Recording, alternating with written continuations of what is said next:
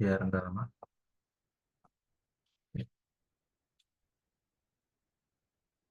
Hmm,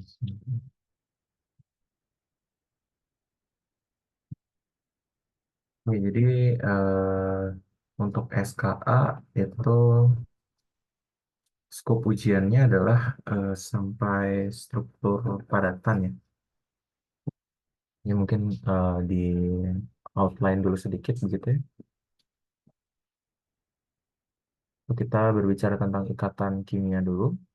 Jadi di sini isinya mungkin adalah teori ikatan ya. Teori ikatan begitu. Eh, Apa aja teori ikatannya kita punya VBT ya, valence bond theory dan juga orbital molecular theory gitu ya. Sorry, kebalik, molecular orbital theory gitu ya.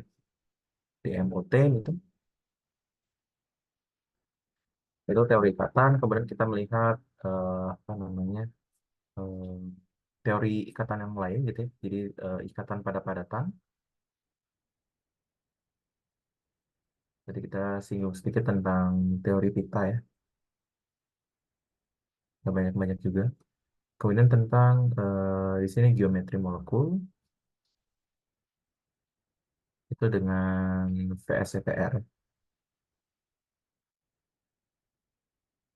Kemudian kita bermasuk ke simetri dan teori representasi.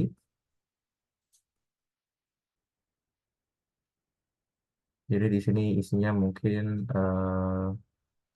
lebih ke apa itu simetri ya, simetri dan teori grupnya gitu, simetri dan teori grupnya gitu ya,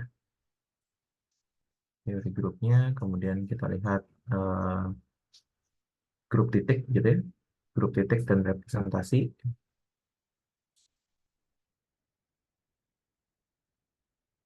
dan mungkin kegunaannya gitu ya.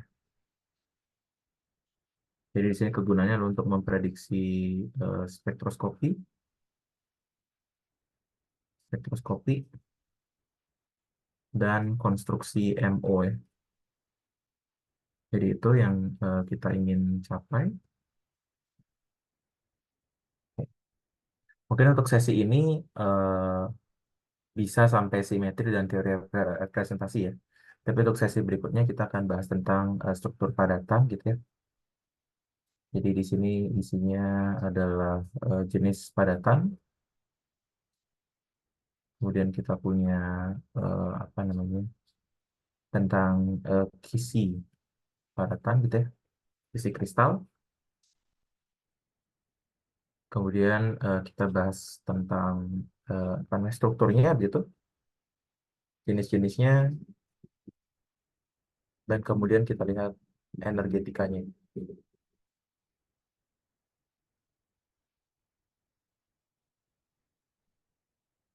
Nah, begitu.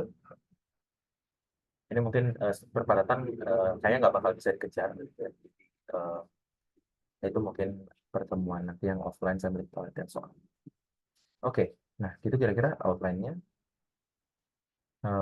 Yang pertama kita akan bahas tentang ikatan kimia dulu ya.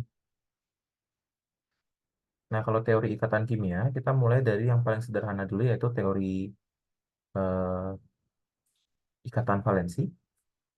Ini yang yang pertama ya, atau bahasa kerennya VBT, Valence Bond Theory. Jadi di sini adalah ikatan itu bisa dibentuk oleh elektron terluar, gitu ya. Terluar atau kita sebut sebagai elektron valensi, gitu ya. Nah, jadi gimana aturan pembentukan ikatannya itu adalah mencari closed shell atau elektronnya itu full ya. Jadi di sini kulitnya lengkap, kulitnya full terisi elektron. Nah, dari sini kita mendapatkan aturan oktet ya, aturan duplet atau oktet. Jadi duplet itu untuk hidrogen atau helium, gitu ya. Itu untuk hidrogen dan helium gitu. Kemudian yang oktet untuk sisanya ya. sisanya. Nah, contoh sederhananya misalnya adalah kita punya eh, NH3 ya.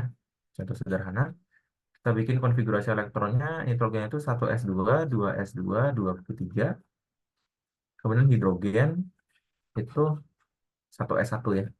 Sehingga di sini kita butuh berapa agar full? Kita butuh 5 elektron ya. Sorry, kita butuh 3 elektron. Jadi yang dianggap sebagai ikatan valensi adalah yang paling luar ya. Sementara di sini eh, kita perlu satu elektron. Tapi ada kali 3 ya. Sehingga nanti masing-masing nitrogennya itu akan memberikan 3 elektron untuk di sharing begitu. Sementara 2 elektronnya akan tidak berpartisipasi dalam ikatan. Atau kita tulis seperti ini. Nah, nah ini adalah struktur Lewis, kita semua udah tahu ya. Struktur Lewis. Nah, begitu. Nah, kemudian kita bisa membedakan begitu ya, membedakan ikatan menjadi 3 jenis kita. Menjadi 3 jenis.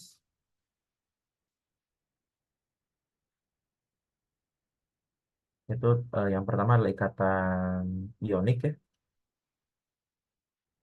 Jadi ikatan ionik berarti kita punya misalnya apa, A dengan B gitu ya, A plus dengan B minus, atau Na plus dengan Cl minus, dia terpisah pada jarak tertentu R misalnya, sehingga kita punya energinya itu eh, potensialnya itu sebagai fungsi dari R itu sebenarnya adalah interaksi Coulomb ya, seperempat pi epsilon nol ZA ZB E kuadrat per R ya. Jadi ini adalah interaksi Coulomb gitu.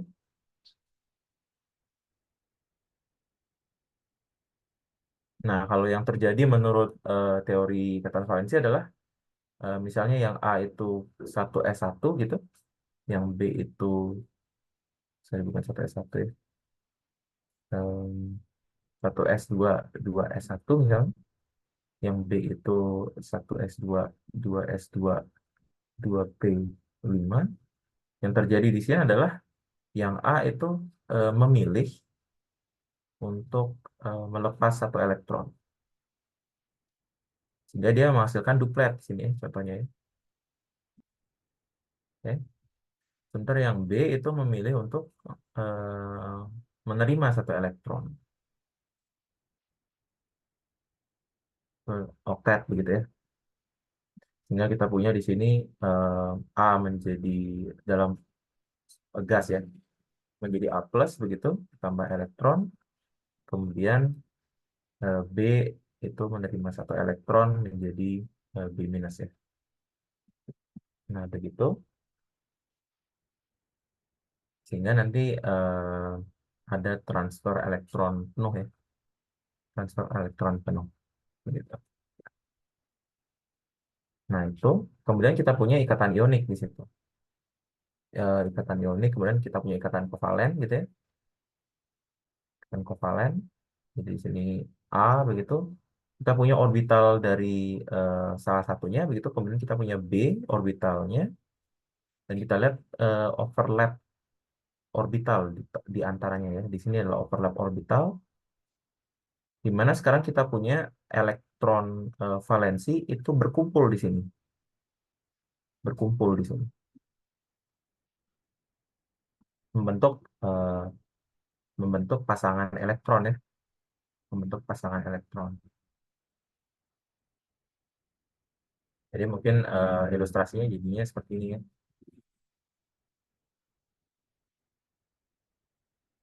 Nah, di sini ada pasangan elektron begitu.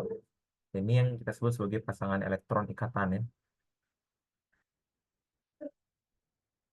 Gitu.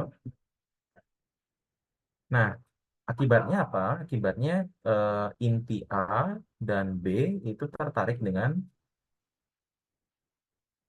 eh, elektron yang berada di overlap tadi antara ikatan itu. ikatan AB ya. Oke. Sehingga lagi-lagi ini interaksi elektrostatik ya, interaksi Coulomb sebenarnya.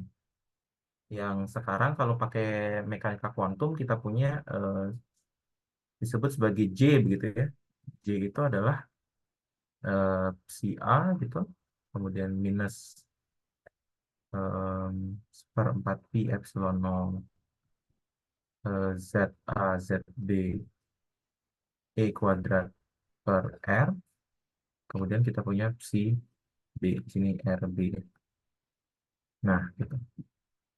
Nah, ini kalau kita tulis dalam notasi mekanika kuantum gitu ya. Nah, ini interaksi Coulomb antara ini dan juga yang disebut sebagai interaksi exchange ya. Exchange itu berhubungan dengan ini psi A ya, bukan ini. Psi A begitu. Exchange jadi sebutnya K begitu. Itu juga semua adalah interaksi Coulomb juga sebenarnya. Si A minus seperempat pi epsilon nol ZA ZB B kuadrat per RB si B gitu ya. Nah, nah, ini yang berhubungan sama interaksi inti dengan elektron. Ini adalah inti dengan elektron yang bebas ya tanda kutip ya. Ini adalah inti dengan elektron yang overlap gitu ya. Nah, kayak gitu kira-kira. Nah, kan sudah seperti itu ya. Jadi kita punya ikatan ionik, ikatan kovalen, dan satu lagi ikatan logam ya. Di mana kita punya elektron itu bergerak bebas seperti di lautan, bebas pada lautan begitu ya. Begitu. Nah, ini sama juga dia interaksi elektrostatik sebenarnya, interaksi elektrostatik. Cuman dia lebih apa namanya? Lebih tersebar gitu ya, yang lebih tersebar, Mbak. Karena elektronnya sendiri itu tersebar begitu ya, tersebar. Nah, itu kira-kira. Nah, menurut teori ikatan valensi itu tidak ada ikatan yang murni ya. Tidak ada ikatan yang murni kovalen, tidak ada ikatan yang murni kovalen atau murni ionik. Ada ikatan kovalen murni begitu ya, murni eh, atau ionik murni ya. Selalu ada campuran begitu.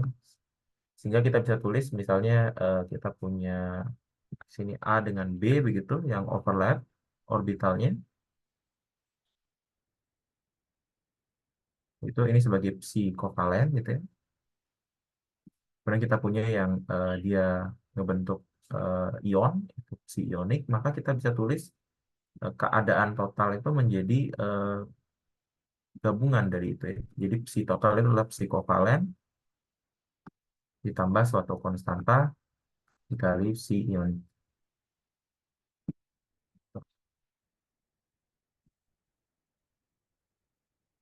Ini jadinya bukan itu ya. Jadi psi itu sama dengan C1 psi kovalen gitu ya, tambah psi C2 psi ionik. Nah, begitu. Jadi selalu ada sebagian ikatan yang karakternya itu murni ionik begitu. Gitu. Nah, begitu. Nah, bagaimana cara dia menentukan orbital itu adalah dengan hibridisasi. Kita coba contoh yang sangat umum itu CH4 misalnya. CH4 itu secara energi dia seperti ini kira-kira ya. Ini 2S, ini 2P dari karbon ya, dari karbon. Jadi kita isi di sini 2S, 2P gitu ya. Sementara kita punya satu elektron dari hidrogen ya di-share begitu ya atau digunakan bersama. Nah, berarti di sini kita memerlukan kali 4 ya, karena ada 4 hidrogen, berarti 4 posisi kosong gitu ya. Posisi kosong yang harusnya energinya sama, karena kita tahu eh, apa namanya CH4 itu simetris gitu ya. CH4 itu simetris. Nah, jadi caranya bagaimana? Jadi kita punya caranya adalah yang kita sebut sebagai promosi begitu. Jadi promosinya dieksitasi begitu ke 2P. Kemudian karena dia mengalami promosi, energi itu kan harus datang dari sesuatu ya. Yang terjadi adalah orbital itu akan turun energinya, gitu ya. Karena elektronnya naik energinya, maka orbitalnya akan turun, gitu ya. Jadi energinya jadi berdekatan gitu, lebih dekat dibandingkan sebelumnya. Nah, karena dia dekat, kita sebut dia mengalami hibridisasi. Ya, ini energi, begitu. Ini energi, ini untuk atom karbon ya. Sehingga kita mendapatkan dia energi rata-rata lah, bisa dibilang ya. Dan karena kita punya di sini 2s dan di sini 2p dan p-nya ada 3, kita sebut di sini orbital sp3. Nah, sekarang kita punya orbital sp3 dengan energi yang sama, di mana kita bisa isi hidrogennya di situ. Nah, begitu teori hibridisasi kira-kira terbentuk gitu ya. Nah, karya terbaik dari teori ini, teori ikatan valensi itu adalah prediksi geometri molekulnya yang kita lakukan dengan teori VSEPR, teori VSEPR atau Valential Electron Pair Repulsion. Intinya adalah geometri yang benar begitu, itu yang memiliki tolakan minimum. Tolakan minimumnya bisa kita urutkan ya. Jadi tolakan PEB dengan PEB itu akan paling besar dibandingkan dengan PEB dengan PEI, tolakannya lebih besar lagi dibandingkan PEI dengan PEI. Jadi pasangan elektron ikatan yang di tengah-tengah ikatan itu dengan PEB. Nah, sehingga nanti kita punya tabel begitu, tabel yang berisi kita sebut sebagai domain elektron ya, domain elektron dan geometrinya. Nah, gimana cara kita mengkonstruksi domain elektron? Kita lihat apa namanya molekulnya ya, Eh, struktur Lewis dari molekulnya, gitu ya. Struktur Lewis dari molekulnya. Kita lihat kalau ada ikatan itu kita sebut X itu nambah satu, gitu ya. Kalau misalnya ada PEB itu E nambah satu. Jadi sini struktur Lewisnya harus dengan atom pusatnya yang jelas ya, pusat atau A di sini. Nah, lagi-lagi kita pakai contoh misalnya NH3 ya. NH3 kalau tadi kita bikin struktur Lewisnya kan seperti ini, sehingga kita punya untuk notasi domain elektronnya, kita punya atom pusatnya adalah N di sini ya. Jadi kita punya A, kemudian di sini ada ikatan-ikatan yang ada, kan ada 3, berarti kita tulis X3 begitu ya. Nggak peduli apakah dia itu ikatan rangkap atau ikatan tunggal, tapi kita tulisnya X doang gitu ya. Kemudian ada satu PEB di situ. Ini ya. Kita punya AX3. Nah, ketika kita cocokkan, ternyata geometrinya adalah segitiga piramida atau trigonal piramida ya. Piramida. Nah, jadi kita bisa memprediksi seperti itu. Dan betul ya, betul dengan pengamatan XRD dengan saat itu, kita bisa menentukan trigonal piramida sebagai bentuknya. Nah, kira-kira listnya seperti apa? Jadi kita punya domain, kita punya bentuknya. Jadi kita punya AX2, AX3, dan AX2E, AX4, AX3E, AX2E2. Kemudian kita punya AX5, AX4E, kemudian AX3E2, AX2E3, dan kita punya AX6, AX5E, AX4E2, AX3E3, AX2E6, E4. Nah, Jadi di sini sebenarnya agak menghafal, tapi bisa dicocokkan begitu ya geometrinya. Jadi kalau AX2 itu linear, kalau X3 itu trigonal planar, namanya, terus segitiga planar. X2E itu bentuk V, X4 itu tetrahedral, X3E itu tadi trigonal piramida ya, X2E2 lagi-lagi bentuk V, X5 itu disebutnya trigonal bipiramida, karena kita punya dua piramida gitu ya. AX4E itu jungkat-jungkit, AX3E2 itu eh, trigonal planar ya. Sorry, bukan trigonal planar, bentuk T, ya. Bentuk T. AX2E3 itu balik lagi linear. AX6 itu oktahedral, AX5E itu apa namanya, segi empat ya, segi empat piramida atau tetragonal piramida gitu ya. AX4E2 itu segi empat planar atau tetragonal planar. AX3E3 itu bentuk T lagi.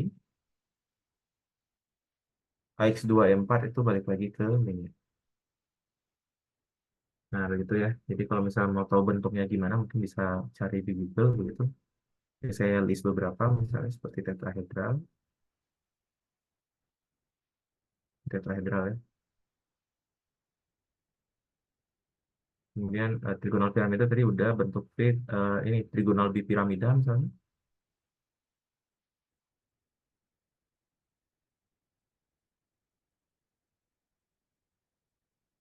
Ini trigonal bipiramida.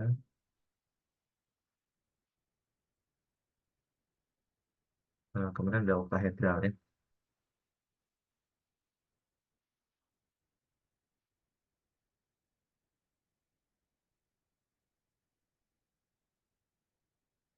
Ini oktahedral. Oke. Nah, itu kita bisa menentukan itu. Nah, cuman nanti teori eh, ikatan valensi itu akan gagal menjelaskan beberapa sifat. Salah satunya adalah sifat magnetik. Sehingga kita lari kemudian ke teori orbital molekul ya.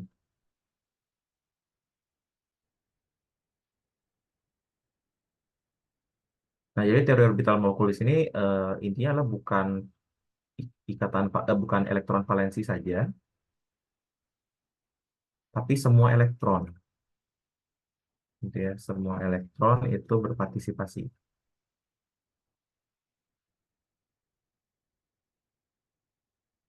dalam ikatannya.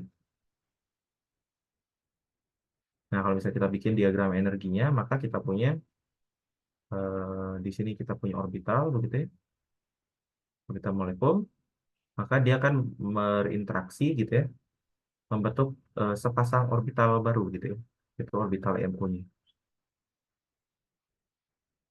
Jadi kita karena setiap interaksi itu melibatkan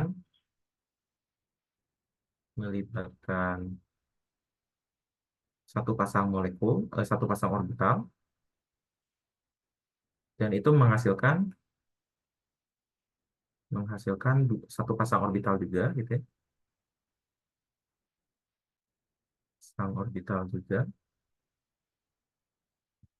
Maka kita punya di sini ada konservasi orbital molekul. Jadi orbital sebelum dan sesudah itu jumlahnya sama. Oke. Nah, sebenarnya di sini tuh eh, bu- bukan orbital ya, tapi lebih ke momentum sudut sebenarnya yang dikonservasi gitu ya. Karena setiap orbital molekul itu sebenarnya berkorespondensi terhadap suatu momentum sudut. Dan kita tahu bahwa momentum sudut itu dari konservasi momentum itu pasti konstan gitu ya di dalam sistem. Begitu. Nah, begitu. Nah, kita coba lihat konstruksi begitu ya, konstruksi orbital MO untuk diatomik ya. Jadi step-stepnya kira-kira seperti ini. Yang pertama adalah kita lihat energi awal dulu. Awal, oh, sorry, sebentar. Ya, waduh, ini catatannya force close ya. Jadi hilang. Eh, Kira-kira bisa di ini nggak ya? Ya, ini nggak ada ininya ya. Ya, ini benar hilang semua nih catatannya.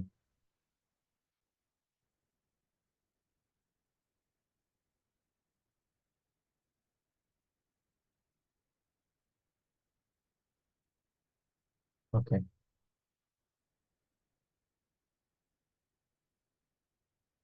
Ya, mungkin kita lanjut dari orbital molekul dulu ya. Yang di save dulu misalnya.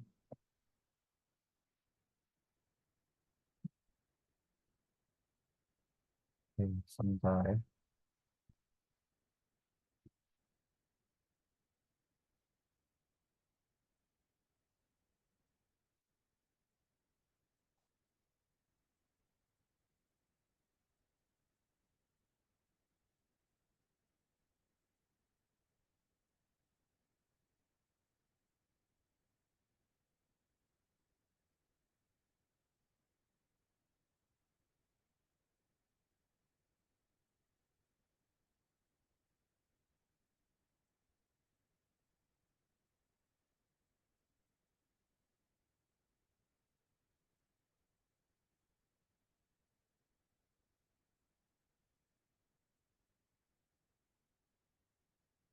Ya,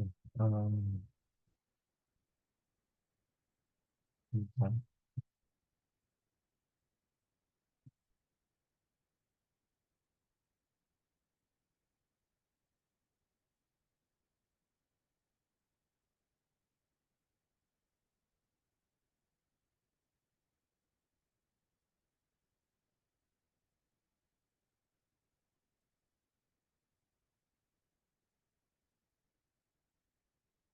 Ya, mungkin kita lanjut dulu lah ya. Kalau misalnya bisa direcover, semoga aja bisa ya catatannya.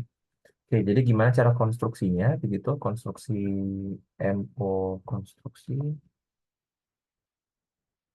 MO, apa namanya, diatomik gitu ya. Jadi kita lihat pertama adalah energi awal ya. Energi awal begitu. Jika Z-nya lebih besar, maka lebih besar, itu energinya akan lebih kecil ya. Energinya lebih rendah. Jadi alasannya kenapa? Karena lagi-lagi energi interaksi itu kan potensial eh, Coulomb ya, seperempat pi epsilon nol Z E kuadrat per R. Jadi makin besar R, makin besar, sorry, makin besar R, makin besar Z, maka potensial R-nya makin kecil ya. Sehingga di sini kita punya ini makin rendah energinya. Tapi di sini nggak jauh-jauh banget ya. Jadi kita cukup apa namanya, geser sedikit energinya di awal. Nah, kemudian di sini kita punya aturan 14 elektron ya. Dimana kalau misalnya kita punya elektron total itu kurang dari sama dengan 14, kita punya orbital P itu membentuk urutan MO seperti ini. Jadi membentuk MO dengan urutan kira-kira seperti ini. Kita punya ini P, P ya,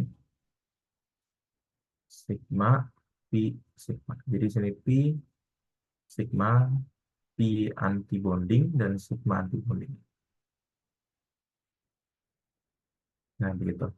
Nah, anti bonding ini tanda bintang ini sebenarnya punya arti khusus ya, arti khusus yang kita explore nanti di simetri gitu ya. Explore pada simetri. Begitu. Kemudian jika elektronnya lebih dari 14, maka kita punya urutannya menjadi sigma, pi, pi, sigma. Sigma, pi, pi antibonding, sigma antibonding. Begitu kira-kira. Nah, kemudian pengisian elektron lagi-lagi itu dengan aturan Aufbau ya, jadi mulai dari bawah pastinya plus Hund gitu ya, dan Pauli juga pastinya. Jadi semuanya ada ya, seperti biasa. Nah, kita ambil contoh yang paling sederhana dulu, yaitu adalah dihidrogen. Kita punya di sini karena atomnya Z-nya sama, maka orbitalnya energinya sama ya. Ini adalah satu S dari hidrogen, ini satu S dari hidrogen, dia terisi setengahnya gitu. Maka dia akan membentuk satu pasang orbital MO ya, adalah sigma, biasanya dipanggil satu sigma gitu ya. Kemudian dua sigma di sini untuk membedakan ya. Kita punya begini dan itu kosong. Gitu. Nah, dari orbital MO kita bisa mendefinisikan beberapa hal yang disebut sebagai bond order,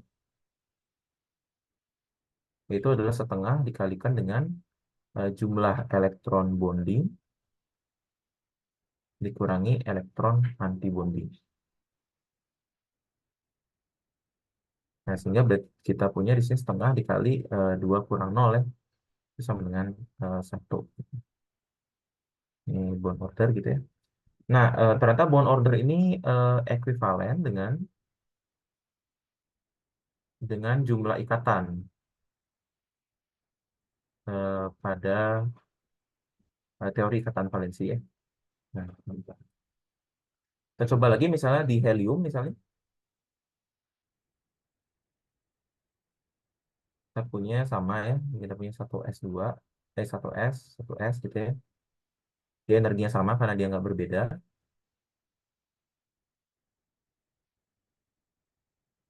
Sehingga kita punya di sini itu, kita punya satu sigma dan dua sigma. Nah, ini terisinya kan dua elektron ya. Ini kita punya di sini terisi penuh semua gitu. Hingga bond ordernya adalah setengah dikali 2 kurang 2 atau 0 ya. Nah, ini bond order 0 artinya dia di helium itu tidak ada ikatannya ya. Tidak ada ikatannya. Atau dengan kata lain, He2 itu tidak stabil. Nah, begitu. Kita coba contoh lagi misalnya adalah OF ya. Atau jangan OF ya. NO dulu, NO. Nah, karena di sini N itu Z-nya lebih kecil gitu ya. Zn itu lebih kecil dibandingkan ZO. Maka kita punya energinya N akan lebih rendah ya. Lebih rendah. Sorry, energi N lebih tinggi gitu ya. Lebih tinggi sedikit. Nah, agar tidak banyak, kita hanya melihat MO valensi, tanda kutip ya. MO valensi. Atau yang kita sebut sebagai frontier MO. Nah, ini biasanya dipakai untuk orang-orang organik ya. Untuk menganalisis ikatan frontier MO itu. Jadi kita melihatnya hanya 2S begitu dan 2P. Nah, tadi karena nitrogen lebih tinggi, jadi kita punya oksigen, dia turun sedikit gitu ya. Kemudian kita punya 2P turun sedikit juga untuk yang oksigen. Jadi di sini N, ini oksigen, dan ini NO ya. Nah, jadi kita punya tadi, kita punya dia, nah ini kan tidak sama ya energinya ya. Jadi dia akan sedikit tumpang itu. Jadi ini satu sigma, ini dua sigma, anti bonding. Kemudian di sini dia muncul ngebentuk, kita hitung dulu ya elektronnya. N itu 7, O itu 8, maka ini total adalah 15 ya. Sehingga kita membentuk pola sigma pi pi sigma. Jadi kita punya sigma 3 berarti di sini. Kemudian 1 pi, kemudian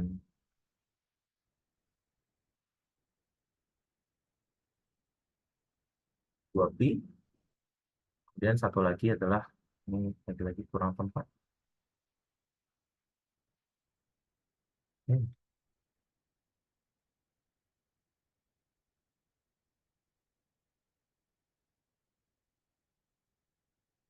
Satu lagi adalah nah gitu ya, 4 sigma antibonding. Ini ada antibondingnya jangan lupa ya. Nah, kemudian kita isi elektronnya. Di sini kan nitrogen 3 gitu ya. Di orbital P-nya, di sini oksigen 4 ya. Nah, berarti kita punya yang ini mengisi full gitu. Kemudian di sini ada 7 ya. 1, 2, 3, 4, 5, 6, 7. Jadi kita punya bond ordernya adalah setengah dikali em, elektron bondingnya ada 1, 2, 3, 4, 5, 6, 7, 8 dikurangi yang anti bonding ada 3 ya. Jadi yang di bawah juga tetap hitung. Sehingga kita punya di sini 5/2 atau 2,5 sebagai bond order. Nah, apa maksudnya bond order yang pecahan gitu ya? Artinya kita punya di sini struktur resonansi ya, resonansi. Nah, kalau kita tulis gimana struktur resonansinya, kita punya N triple bond O dan N double bond O gitu ya. Begitu. Terus di sini eh, nah itu kemudian dia bisa ngebentuk struktur resonansi seperti ini. N triple bond O di sini dan di sini. Jadi ada radikalnya itu ya. Itu kalau kita tulis ya udah cukup itu ya. Ini juga bisa balik lagi ke sini. Nah, gitu ya. Balik ke kiri dan kanan. Nah, ini adalah struktur resonansi yang kita cari begitu ya. Dan itu bisa diprediksi oleh si MO. Nah, gitu kita save lagi biar nggak hilang waktu. Nah, itu kalau misalnya dia atomik ya. Kalau misalnya dia atomik. Nah, yang penting di sini adalah dia bisa memprediksi sifat kemagnetan dengan baik gitu ya. Memprediksi sifat kemagnetan. Nah, misalnya di sini contoh yang terkenal adalah oksigen ya. Kalau oksigen kita lihat dengan teori hibridisasi dia harusnya full begitu ya. Jadi seperti ini. Ini kalau hibridisasi. Karena dia full dia bersifat diamagnetik harusnya. Ini teori ikatan valensi ya. Nah, tapi kalau dengan teori orbital molekul kita punya oksigen seperti apa? Kita punya nanti urutannya akan seperti ini ya. Oksigen kita punya yang bagian atasnya aja sigma i i sigma itu ya ini oksigen dengan oksigen gitu ya. Dia punya 4 jadi 1, 2, 3, 4, 5, 6 nah 7, 8 di sini ya. Nah, di sini kita punya 2 elektron tak berpasangan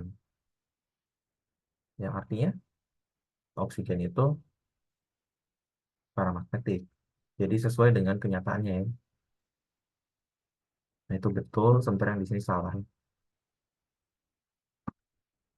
Ini adalah menurut teori orbital molekul. Oke, seperti itu. Jadi teori orbital molekul itu sangat baik untuk memprediksi eh, sifat. Tapi di sini dia teori MO itu nggak bisa memprediksi ya, nggak bisa memprediksi eh, geometri. Prediksi geometri dengan sederhana. Itu yang paling penting dengan sederhana. Kalau ribet ada ya, kalau ribet ada gitu. Ribetnya gimana? Ribetnya adalah kita punya misalnya molekul gitu ya. Kita punya molekul begitu. Misalnya di sini H2O ya. Misal H2O. H2O gitu ya. Kemudian kita punya yang disebut sebagai matriks Z begitu ya. Jadi ini adalah posisi tiap-tiap tiap atom gitu. Atau X, Y, Z juga bisa gitu ya. Jadi kita misalnya punya hidrogen dengan oksigen gitu ya. Kemudian di koordinat X-nya hidrogen, Y-nya hidrogen, Z-nya hidrogen begitu ya. Yang pertama, kemudian ini hidrogen yang kedua, kemudian oksigen gitu ya. Nah, begitu.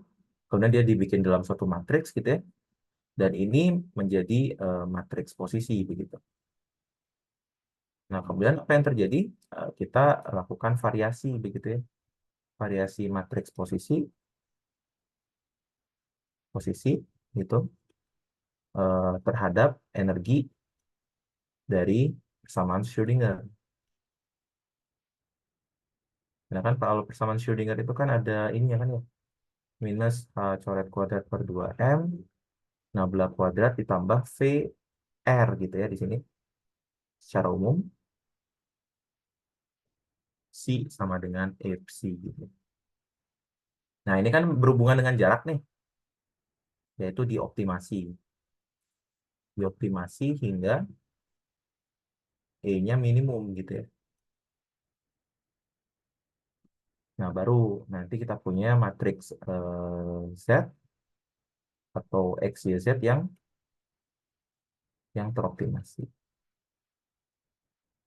Bisa ya, bisa. Cuman ribet, nggak sederhana ya. Tidak sesederhana teori ikatan valensi. Oke, begitu. Nah, kalau itu tadi kita berbicara tentang diagram orbital molekul untuk diatomik, gitu ya. Bagaimana dengan yang lain-lain, gitu ya? Misalnya CH4, misalnya, atau NH3, misalnya.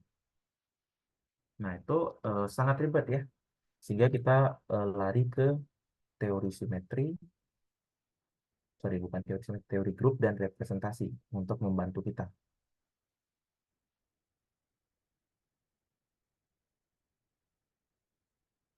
Oke. Nah, sebelum itu kita belajar dulu tentang grup ya. Grup itu adalah objek matematika, begitu, di mana kita punya, misalkan kita punya anggotanya GI, gitu ya. Ini adalah anggota grup, gitu. Dan ada juga yang disebut sebagai operasi grup. Misalnya seperti ini ya, notasinya, gitu. Nah, operasi ini dengan objek itu harus memenuhi 4 jenis aksiom, gitu. 4 jenis aksiom ini kita anggap aja sebagai syarat, gitu. Syarat untuk disebut sebagai grup,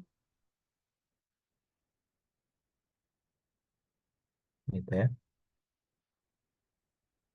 Nah, 4 syaratnya apa aja? Kita punya yang pertama adalah tertutup. Jadi kalau misalnya kita punya anggota grup I, kemudian kita lakukan operasi dengan J, maka ini hasilnya adalah suatu anggota grup lain, K, gitu ya, yang merupakan anggota grup. Nah, ini itu artinya anggota grup, ya. Nah, gitu.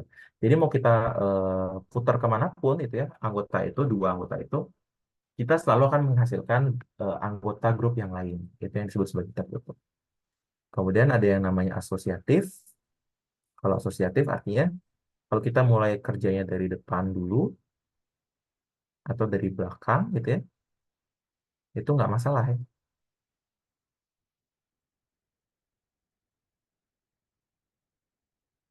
Nah, begitu kira-kira kalau secara matematika ya. Kalau kita mulai dari kerja dari belakang dulu, dari depan dulu ke belakang gitu ya, dari kiri ke kanan atau dari kanan ke kiri itu nggak nggak beda gitu ya, itu sama. Kemudian kita sebut identitas gitu ya, syarat ketiga. Jadi identitas itu kita punya ada begitu ya, eh, anggota grup yang kita sebut sebagai begitu, sehingga kalau kita kalikan atau kita operasikan dengan G yang lain gitu ya, GI gitu misalnya, itu sama dengan kebalikannya ya, dan itu sama dengan anggota grup itu sendiri. Jadi ini mirip seperti perkalian dengan satu ya. kita kalian dengan satu. Jadi kalau kita kali angka apapun dengan satu kan hasilnya angka itu sendiri kan ya. Nah, gitu. Nah, itu disebut sebagai identitas. Nah, yang terakhir kita punya inverse. Jadi kita punya ada anggota grup begitu ya. Anggota grup GI pangkat minus satu gitu ya. Itu lambangnya. Sehingga kita punya, kalau kita kalikan anggota itu dengan inverse-nya, itu sama dengan kebalikannya ya. Dan itu ternyata menghasilkan identitas. Jadi tadi ada identitas dan ada inverse-nya. Nah, contohnya apa misalnya di sini? Contohnya adalah grup bilangan real atau bilangan asli lah. Sorry, bilangan asli, bilangan bulat ya. Bilangan bulat atau kadang kalau orang matematika bilangnya Z begitu ya. Dengan operasi penjumlahan misalnya.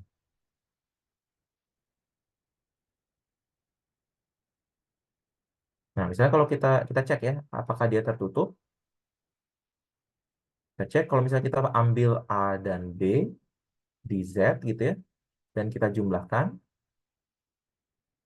ini kan bilangan bulat juga kan ya, sehingga kita dapat C itu hasilnya itu juga ada di Z. Kemudian apakah dia asosiatif? Ya, kita kalau mau ngerjain penjumlahan itu dari mana aja bisa ya. Kemudian apakah dia punya identitas? Ya, kita punya ya. Jadi kalau kita punya bilangan bulat A ditambah dengan nol itu kan sama dengan nol ditambah A kan ya. Sama dengan dirinya sendiri. Gitu. Dan di sini nol itu adalah anggota dari bilangan bulat. Nah, apakah dia punya inverse? Punya ya. Kita bilang inverse-nya itu minus A ditambah A itu sama dengan A ditambah minus A itu sama dengan nol. Dan kita tahu bahwa bilangan negatif itu juga anggota bilangan bulat. Nah, jadi bilangan bulat itu dengan operasi penjumlahan sebenarnya merupakan grup. Sederhananya gitu. Nah, yang kita tertarik itu adalah grup dari kumpulan titik-titik. Titik-titik pada ruang tiga dimensi. Kenapa? Karena molekul itu terdiri dari atom. Dan atomnya kita bisa anggap sebagai titik ya. Atomnya itu sama dengan titik, itu sederhananya. Sehingga kita melihat grup dari kumpulan titik pada ruang dan kita lihat apa yang bisa kita operasikan. Gitu. Nah, di sini kita melihat grup titik. Yang terdiri dari apa? Yang terdiri dari simetri-simetri pada ruang tiga dimensi ya. Simetri titik pada ruang tiga dimensi. Pada ruang tiga dimensi. Nah, jadi apa saja simetrinya? Gitu ya. Simetrinya itu ada 5 jenis. Jadi 5 jenis simetri gitu ya. 5 jenis operasi simetri. Kita punya satu identitas gitu ya. Jadi identitas itu pasti ada di situ. Lambangnya. Ini berarti kita nggak ngapa-ngapain ya, do nothing. Itu atau nggak ngapa-ngapain.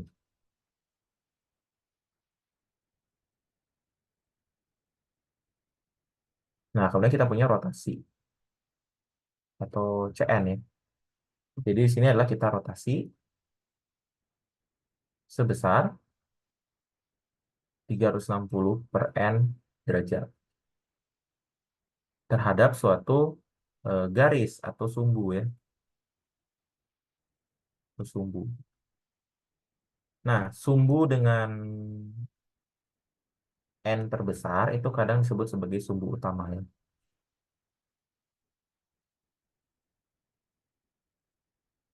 Nah, misalnya di sini contoh yang sederhana adalah balik lagi H2O ya. H2O. Nah, kalau kita punya sumbunya di sini misalnya, ya, sumbunya di sini, ya. Maka kalau kita putar, oksigennya kan diam kan ya? Ini diam. Ini kita kasih label ya, hidrogen satu, hidrogen 2. Hidrogen satu akan diputar ke hidrogen 2 ya. Ini berarti kita putarnya 180 derajat. Kemudian hidrogen 2 itu hidrogen satu. Nah, kalau kita hilangkan angkanya atau labelnya, setelah rotasi itu, keduanya nggak bisa dibedakan kan ya? Tidak bisa dibedakan. Nah, itu adalah apa namanya? Operasi simetri. Jadi setelah kita lakukan operasi itu, molekulnya atau titik-titik tersebut kita tidak bisa bedakan. Nah, berarti di sini kita bilang bahwa H2O punya sumbu C2. Oke? Kenapa C2? Karena 180 derajat ya. 360 bagi 180 kan 2. Nah, itu kita punya rotasi. Kemudian kita punya refleksi atau pencerminan ya. Tambahnya sigma. Jadi di sini kita cerminkan terhadap bidang. Bidang. Nah, tergantung dari orientasi bidangnya kita punya di sini tiga jenis ya. Sigma V atau vertikal. Dia itu sejajar dengan sumbu utama.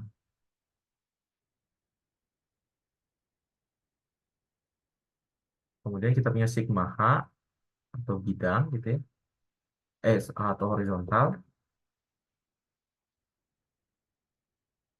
Itu dia tegak lurus sumbu utama.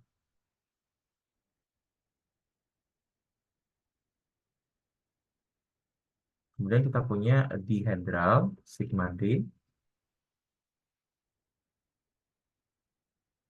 di mana dihedral itu dia membagi sudut dihedral sama besar. Sudut dihedral tuh contohnya gimana? Misalnya kita ambil proyeksi Newman misalnya,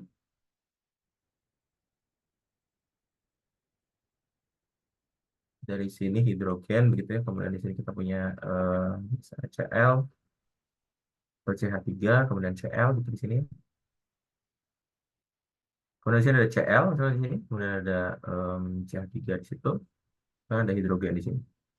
Nah, sudut ini ketika kita melihat dari apa namanya? Melihat dari ikatan ini disebut sebagai sudut dihedral ya.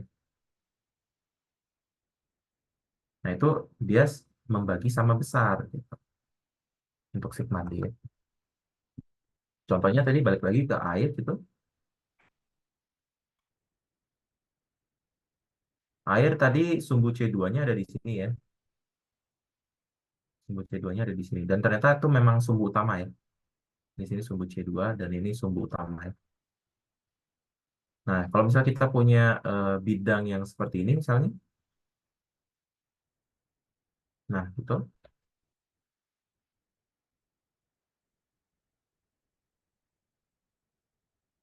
kita akan lihat bahwa hidrogen yang di sini akan dipindahkan ke sana ya. Sehingga kita punya sigma T di sini. Karena dia sejajar dengan sumbu utama. Tidak bisa dibedakan ya. Nah, itu contoh misalnya untuk sigma V ya. Kalau untuk sigma D misalnya di sini NH3 sorry NF bukan NH3 apa namanya BH3 misalnya bukan BH3 BF3 BF3 ya. Nah, dia kan segi trigonal planar ya. Jadi kalau kita ambil ini sumbu utamanya di mana? Sumbu utamanya itu nembus di sini ya. Nah, ini utamanya itu nembus kertas. Sehingga kalau kita cerminkan dengan bidang kertas apa yang terjadi? Kalau kita punya bidang kertas gitu ya,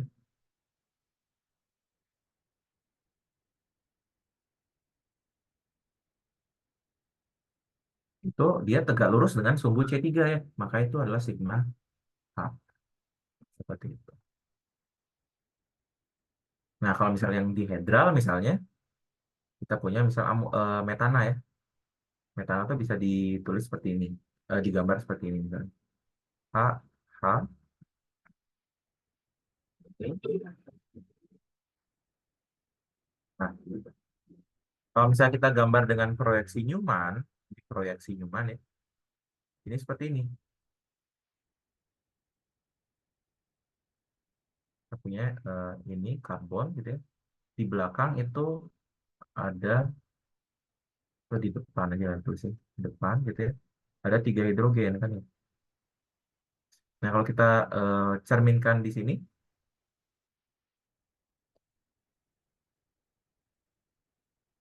nah begitu,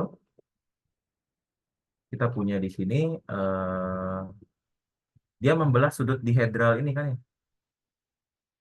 Nah, sehingga ini adalah sigma D.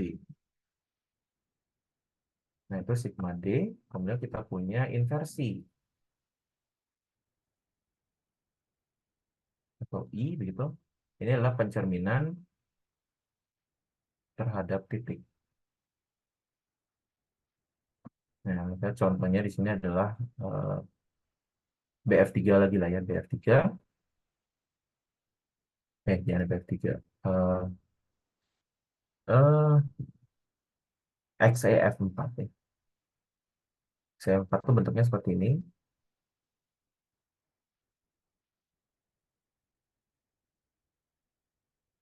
Nah, sehingga kalau kita ambil ini sebagai titik begitu ya, titik inversi apa yang terjadi? Yang ini akan direfleksikan ke sana gitu. Terus yang ini direfleksikan ke sana. Nah, ini kan tidak bisa dibedakan kan ya? Bisa dibedakan. Jadi kita punya titik inversi di situ. Oke. Kemudian yang terakhir kita punya eh, rotorefleksi atau rotasi tak wajar kadang dibilang. Lambangnya SN begitu. Jadi ini adalah rotasi dulu 360 derajat per N, lalu refleksi pada bidang yang tegak lurus dengan sumbu sumbu SN. Jadi bukan tegak lurus sumbu utama, tapi tegak lurus sumbu SN ya. Nah, contohnya misalnya di sini adalah CH4. Nah, cuman biar lebih gampang, kita akan gambarkan CH4 dalam suatu kubus gitu ya.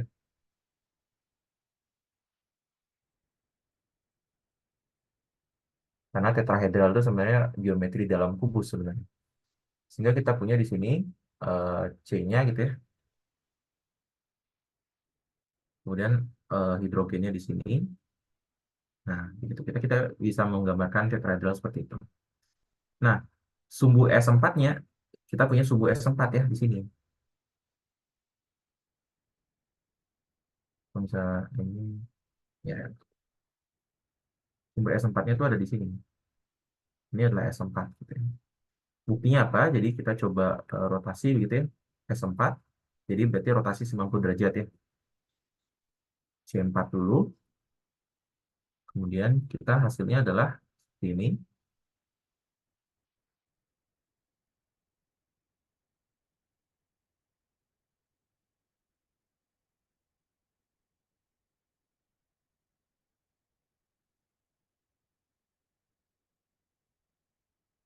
Tadi kan sumbunya di sini kan ya.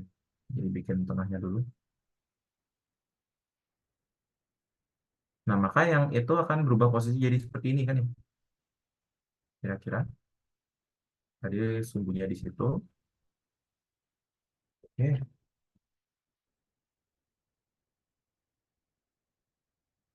Nah, itu kira-kira tadi rotasi S4-nya ya. Kemudian sekarang kita diminta untuk merefleksikan di bidang yang tegak lurus. Berarti bidang tegak lurusnya kan di sini kan ya. Kira-kira. Ini adalah sigma yang tegak lurus dengan C4 barusan. Jadi gimana? Jadi kita punya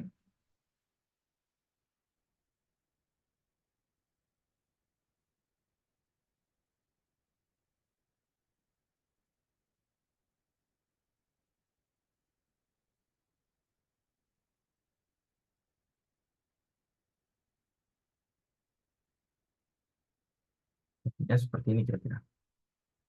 Em, ini, ini, ini C-nya tadi di tengah ya. Ini.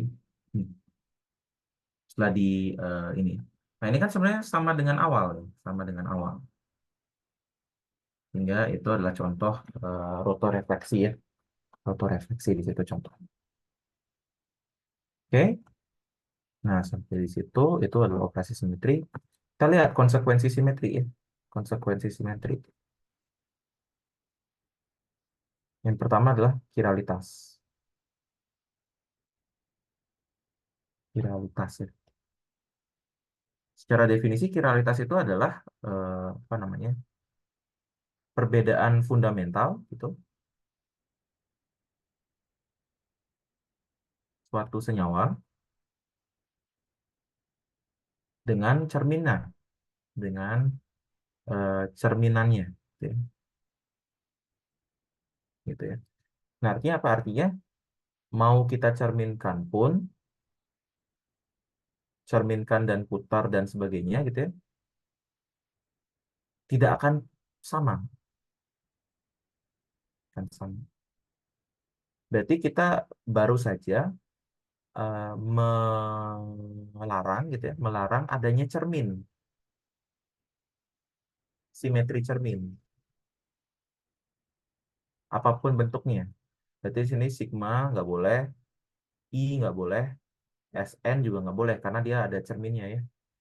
Sehingga di sini adalah hanya hanya rotasi saja, gitu ya. Hanya rotasi saja. Jadi E dan Cn. Oke, gitu. Itu kiralitas. Yang kedua kita punya apa namanya? Kepolaran. Kalau kepolaran itu adalah kita punya eh, resultan begitu ya. Resultan eh, momen dipol ya. Momen dipol itu apa? Kita punya misalnya A dan B begitu. Dia membentuk ikatan. Salah satunya itu memiliki di sini overlap elektronnya ya. Salah satunya itu lebih bersifat elektronegatif. Misalnya ini A ya, lebih elektronegatif. Sehingga apa? Sehingga posisi overlap ini, jadi overlap ini kan seharusnya ya, overlap seharusnya. Karena dia lebih elektronegatif, lebih maruk begitu ya dengan elektron, sehingga dia akan bergeser lebih dekat ke arah A. Dan ini overlap yang teramati gitu ya.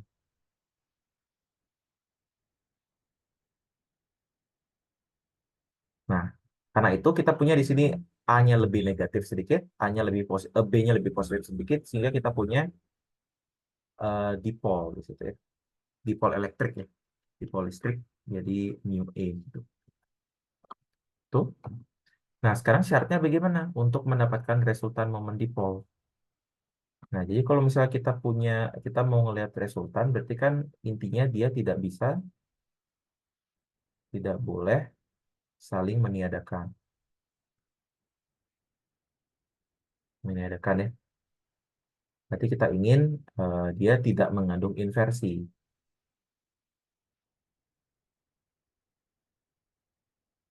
Tidak mengandung inversi ya. Tapi ada lagi, selain tidak mengandung inversi, dia juga tidak boleh mengandung rotasi pada tegak lurus sumbu ya.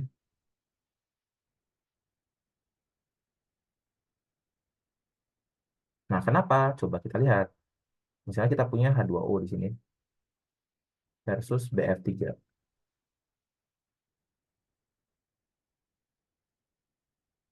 Nah, ini sumbunya di sini ya.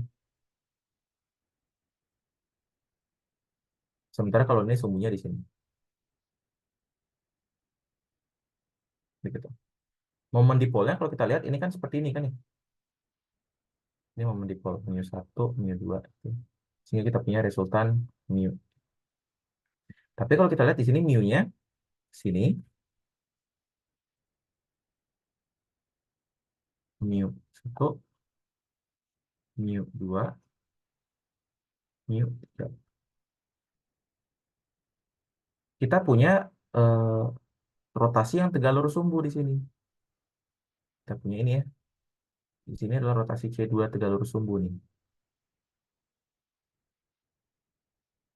Nah, rotasi C2 ini menyebabkan apa? Menyebabkan dua rotasi ini tegak lurus sumbu itu menyebabkan momen dipol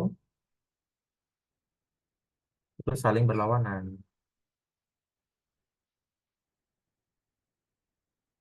Sehingga apa? Sehingga saling meniadakan.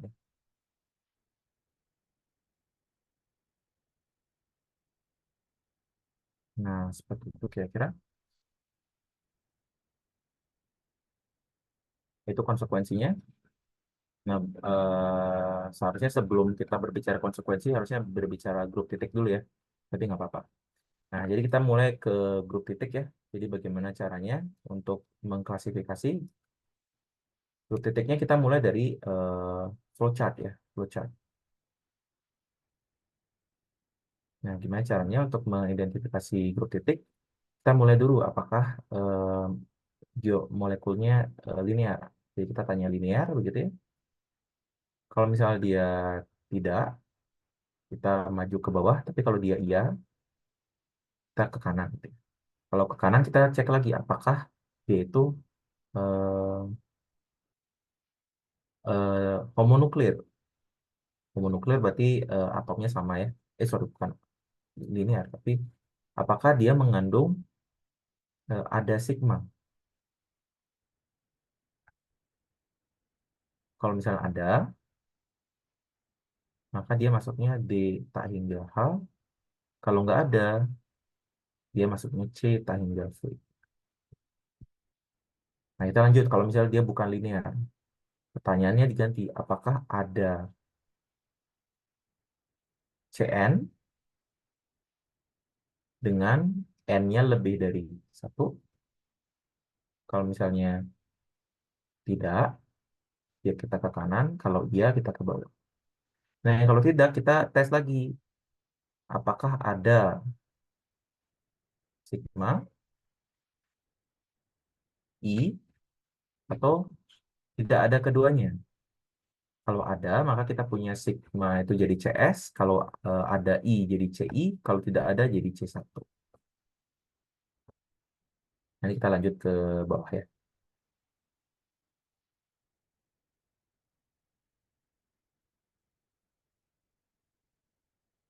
Nah, begitu. Sekarang kalau kita udah tahu bahwa dia punya N lebih besar dari satu, kita cek apakah sumbu Cn-nya lebih dari satu.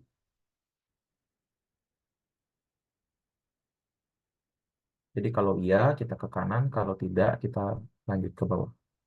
Kita lihat yang iya dulu. Tanyanya apakah kita punya sumbu C3, 4C3, punya sumbu C5, atau nggak punya sumbu C5. Kalau misalnya iya, kita masuk ke tetrahedral ya. Nah, tetrahedral kita lihat kita punya beberapa sigma di sini. Ada sigma H, ada sigma D, atau nggak ada sama sekali. Itu adalah TH, TD, dan T. Perlu diperluas di sini ya, di samping.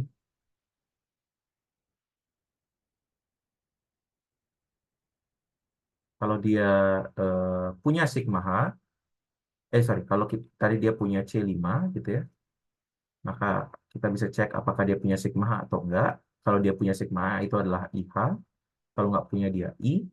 Kalau nggak punya sama sekali, kita cek bisa juga apakah dia punya sigma H atau dia nggak punya sama sekali. Sehingga kita dapat di sini adalah OH dan di sini O saja. Nah, itu jadi yang kanan cabangnya lumayan ya. Nah, sekarang kalau misalnya kita punya subu Cn lebih dari satu, kita juga bisa bilang tidak. Nah, sekarang apakah ada Cn sorry, ada NC2 yang tegak lurus sumbu CN.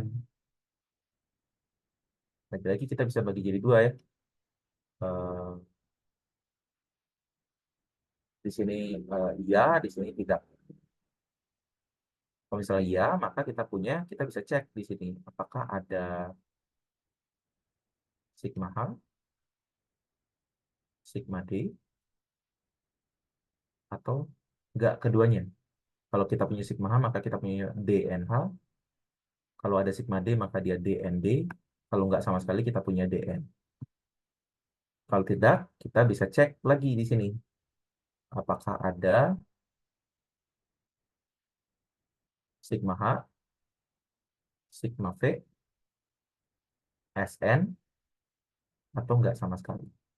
Kalau sigma H kita punya CNH, CNV, S2N, dan CN. Jadi gitu flowchartnya untuk menentukan grup titik. Nah, kalau tadi kita lihat untuk kiralitas, kita kan nggak pengen adanya simetri cermin kan ya. Berarti dari sini yang nggak ada simetri cermin, apa namanya? Sorry, di sini bukan ada sigma ya, di sini ada inversi. Sorry, inversi ya. Nah, berarti yang di sini D tak hingga H sama C tak hingga V udah nggak bisa ya. Kemudian di sini berarti ada C1 yang bisa di sini. Kalau kita lihat dari grup titiknya ya. Berarti grup titiknya C1. Kemudian kita lihat lagi, telusuri yang nggak punya sigma di sini, apa di sini? DN ya, DN dan CN. Nah, di situ ya. Jadi di sini bisa CN, bisa DN ya.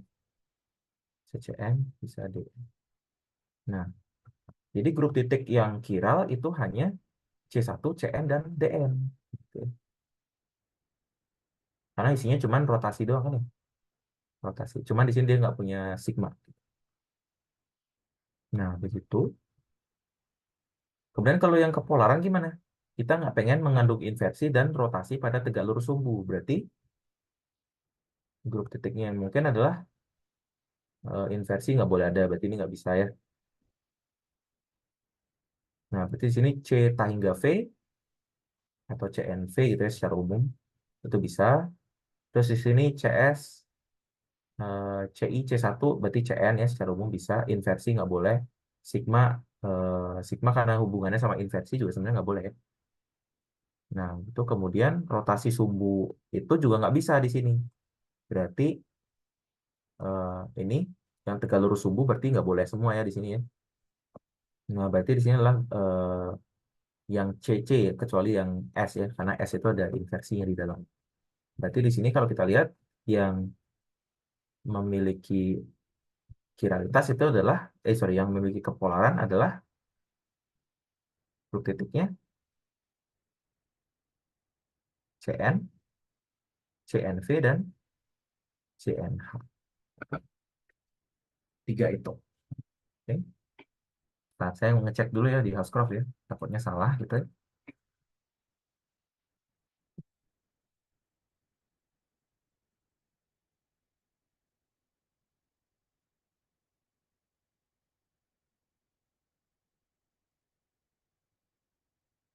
Simetri dan kiralitas ya.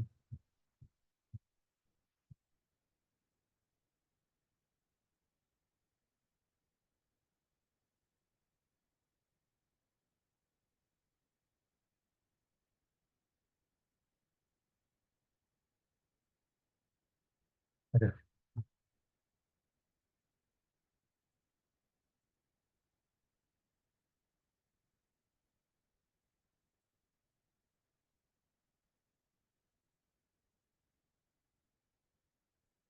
Ya, jadi kalau yang kiral sudah betul ya. Itu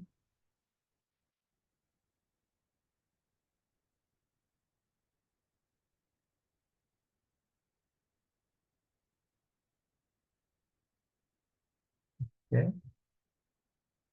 Oh, ternyata polaritas nggak dibahas di sini. Tapi kira-kira seperti itulah ya konsep dasarnya untuk kepolaran atau polaritas itu. Nah, jadi kita bisa menentukan konsekuensi simetri terhadap molekul. Kemudian kita akan melihat apa gunanya simetri gitu ya.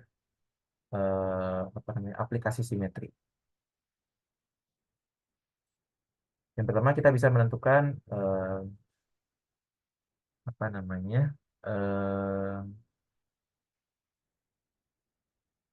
Mode vibrasi ya, mode vibrasi. Jadi di sini berhubungan dengan spektroskopi vibrasi.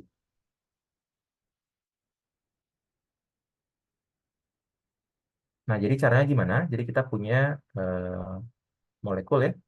Di sini kita ambil studi kasus saja, misalnya H2O yang gampang ya. Grupnya itu adalah C2V. Tabel karakternya kira-kira seperti ini.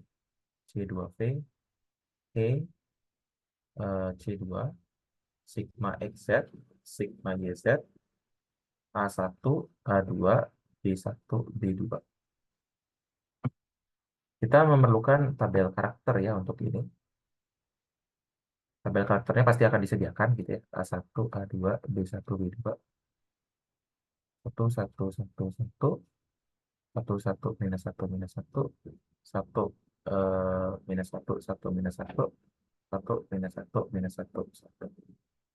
Kemudian di sini kita punya ini adalah X kuadrat, Y kuadrat, Z kuadrat gitu ya.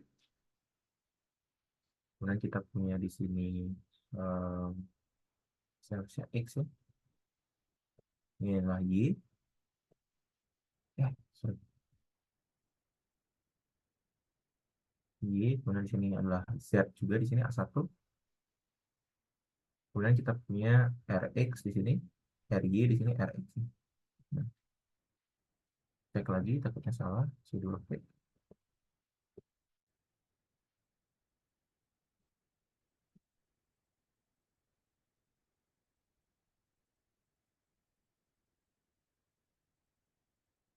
Nah, betul ya. Nah, betul di situ. Untuk mau lebih lengkapnya mungkin kita bisa ambil data benerannya aja ya, biar nggak nebak-nebak gitu.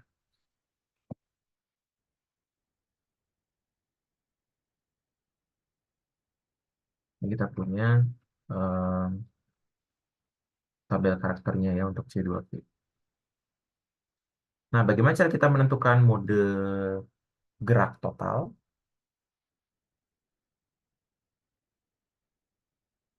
Kita lihat adalah jumlah atom yang tidak bergerak akibat simetri. Nah, di sini karena dia ada XZ sama YZ, kita harus definisikan ya, di mana arah Z-nya begitu. Jadi sini kita ambil aja arah Z-nya di situ ya. Oke, berarti arah X-nya itu harus eh, biar masuk akal. Jadi di sini arah Z, gitu. Maka di sini arah Y ke sana, arah X itu harus tembus gitu ya. Nah, kita coba jumlah atom yang tidak bergerak akibat simetri. Kita tulis gamma, yaitu representasinya yang tidak bergerak. Jadi di sini eh,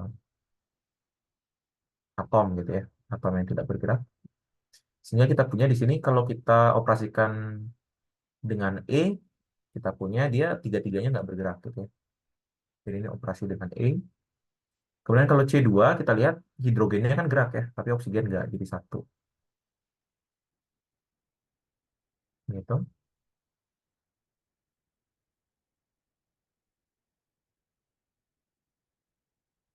Ini C2 gitu ya.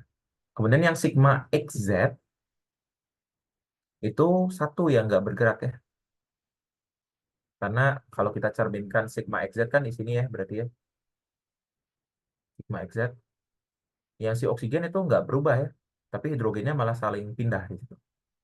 Terus sigma XZ.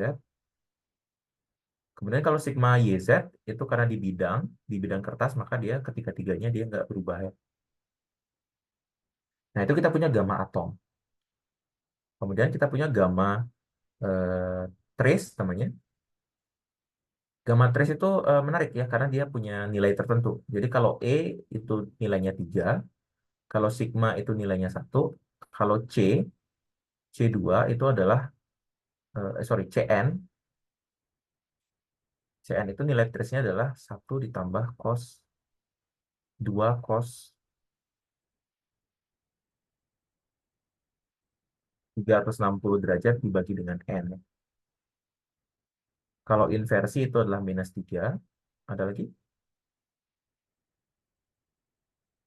S2N ya. Sorry, Sn. Kalau Sn itu kita punya, ini agak susah kalau Sn ya. Bentar. Hmm.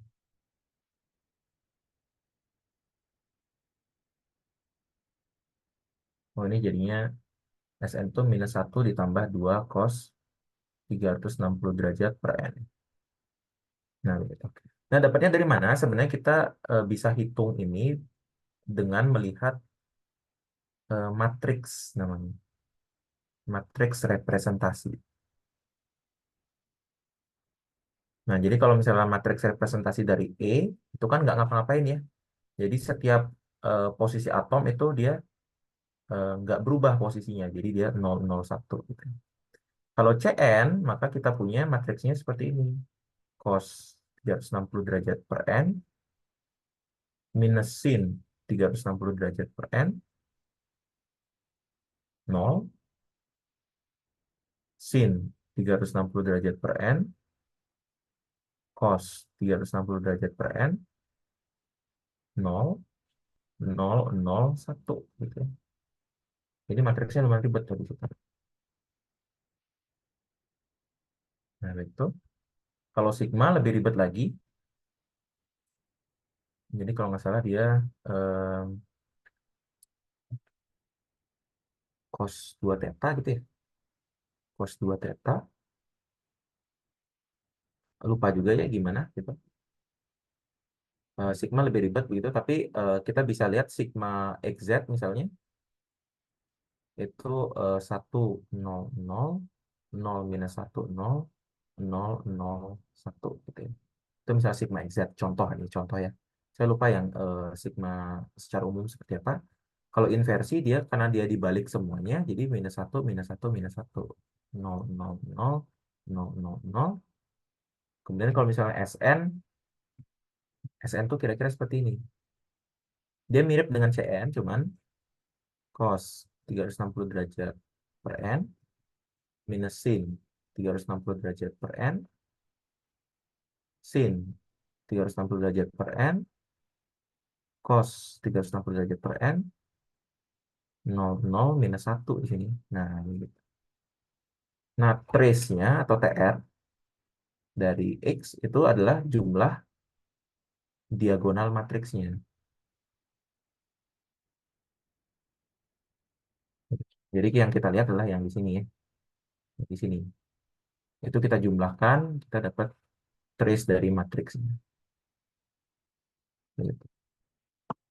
Nah, kita terima aja seperti ini, dihafal begitu ya. Sehingga kalau gamma trace-nya adalah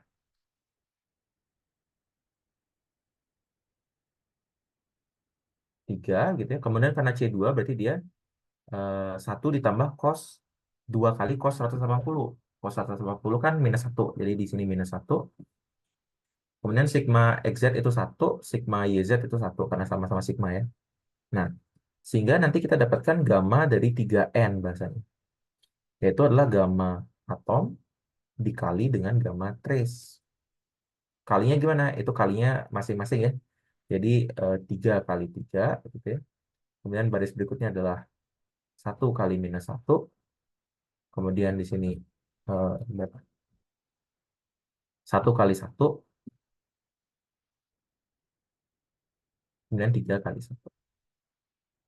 Nah, kita punya 9 -1, 1, 3. Ini adalah gamma 3N atau gerak total.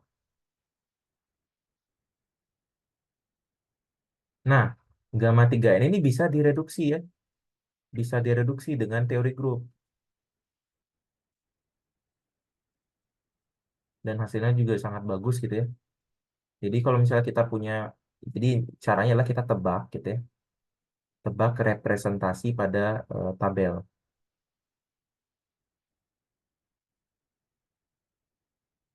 Ya, misalnya di sini tabelnya kita lihat lagi ke sini ya. Tabelnya ada apa? Kita punya di sini tabel begitu.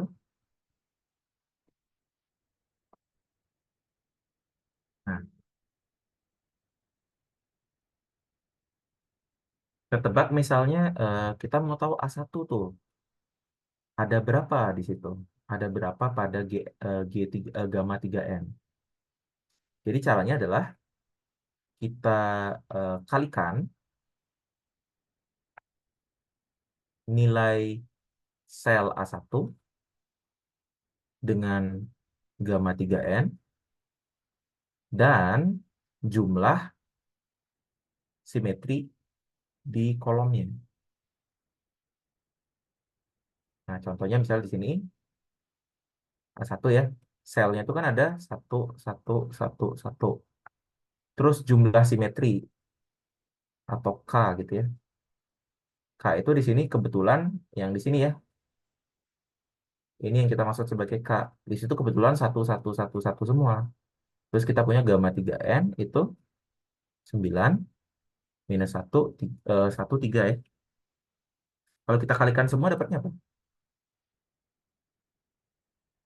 9 kali satu kali satu ditambah 9, sorry, satu kali satu kali minus satu ditambah satu kali satu kali satu ditambah satu kali satu kali 3. Itu adalah A1 K gamma 3N. Nah, kemudian dibagi dengan H gitu ya. H ini yang disebut sebagai order group.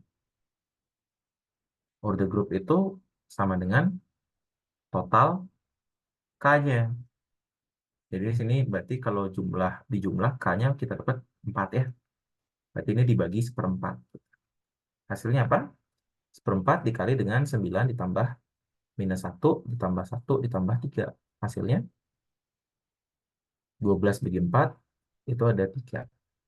Nah, berarti di sini gamma 3N itu sama dengan 3A1 ditambah dengan sesuatu yang lain gitu ya.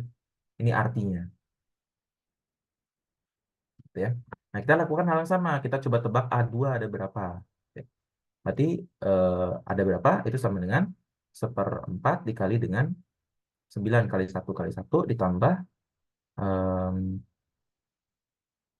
1 kali satu kali minus satu ditambah satu kali minus satu kali satu, sorry, minus satunya bukan di situ ya, minus satunya di depan, kali satu kali satu ditambah minus satu dikali dari 9 ini ternyata ini di situ berarti satunya paling belakang, sorry. Itu minus satunya udah benar sih. Minus satunya, oh karakter ini, oh nggak konsisten dari tadi, sorry sorry, dari tadi nggak konsisten ya. Itu A1 minus satunya harusnya di depan sini biar konsisten ya. Minus satu, satu, satu, kemudian di sini tiga, satu, satu. Jadi biar konsisten aja gitu ya. Jadi gamma 3N dikali A1 dikali K gitu. Kalau di sini berarti gamma 3N kali A2 kali K. Berarti di sini masih satu, satu, satu. Sorry, minus satu di sini. Minus satu, satu, satu ditambah. Di sini kan satu. Nah, cuman sekarang di sini A2-nya itu minus satu ya. Satu ditambah 3 dikali minus satu dikali satu. Nah, kita hitung hasilnya seperempat dikali 9 kurang satu kurang satu kurang 3. Hasilnya adalah 4 per 4 terpisah 1. Kita coba lagi B1 seperempat dikali 9 kali satu kali satu ditambah minus satu kali minus satu kali satu ditambah eh, 1 dikali minus 1 dikali 1 ditambah 3 kali 1 kali 1 kali 1 kali 1. Ini kita punya, sorry, salah. Ini 1 kali 1 itu 3 kali minus 1 kali 1. Itu tinggal dilihat aja ya tabelnya, cuman saya malas aja ke atas gitu. Jadi nggak dilihat gitu. Sini kita punya seperempat dikali 9 tambah 1 tambah 1 kurang 3. Hasilnya adalah, ini ada yang salah nih. 9 minus 1, 1, 3. Betul. 1 minus 1, 1 minus 1. Ya, betul. 1 minus 1, 1 minus 1. Betul. Jadi kita punya di sini tambah 1, tambah 1, 1 minus 1, 1 minus 1. Oh, 9 tambah 1 11 ya. Kurang 3 jadi 8 per 4 jadi 2. Oke, udah benar ya, sorry. Yang terakhir kita punya B2 ya. Seperempat dikali 9 kali 1 kali 1 tambah minus 1 kali minus 1 kali 1 tambah 1 kali minus 1 kali 1 tambah 3 kali 1 kali 1. Sehingga kita punya seperempat dikali 9 plus 1 minus 1 ditambah 3. Lagi-lagi kita dapatnya 12 per 4 itu 3 ya. Sehingga kita punya gamma 3N. Kesimpulannya apa? Kesimpulannya gamma 3N itu sama dengan apa? 3A1 ditambah dengan B, A2, karena ada 1, ditambah dengan 2B1 ditambah dengan 3B. Dan ini merupakan gamma dari gerak translasi, karena kan gerak total itu gamma translasi tambah gamma rotasi ditambah dengan gamma vibrasi. Begitu. Nah, bagaimana cara kita melihat gamma translasi? Kita lihat tabel karakter. Nah, kalau misal di sampingnya itu ada X, Y, Z, maka itu adalah karakter translasi. Jadi kalau bisa kita lihat di sini grup titiknya,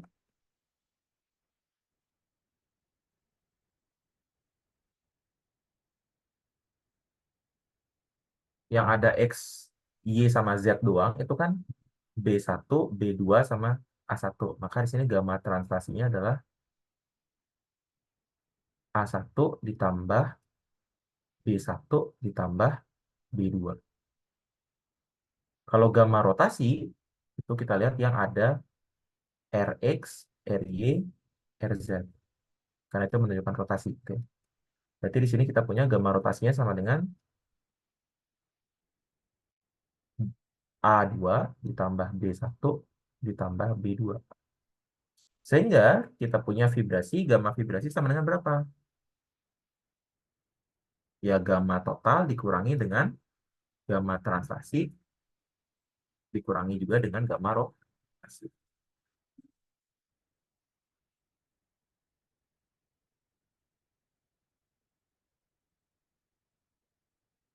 Ya kan?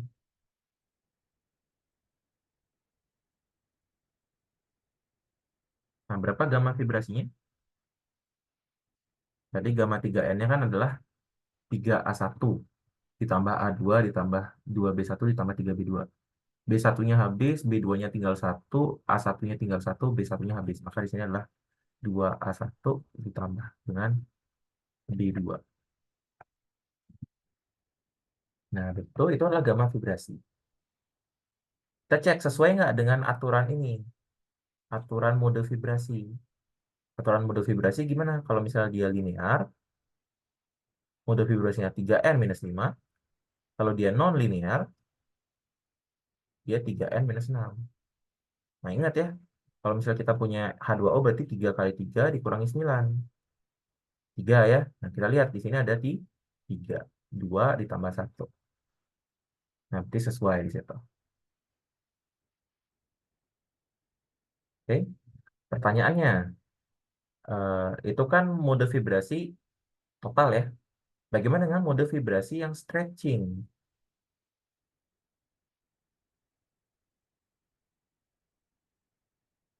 Gimana cara menentukannya? Kita lihat ikatan yang tidak pindah. Ikatan yang tidak pindah. Oke. Kita lihat, kalau gamma yang ikatan, maka kita punya, kalau kita punya E, maka kita dapatnya 2 gitu ya. Kan 2 ikatan tidak pindah. Kalau C2, C2-nya di sini, jangan lupa. Kita juga punya di sini arah ya. Ini Y, ini Z, itu X. Nah, berarti ketika kita rotasi kan ikatannya pindah tuh, maka kita kasih 0. Kemudian kalau misalnya kita punya, apa namanya,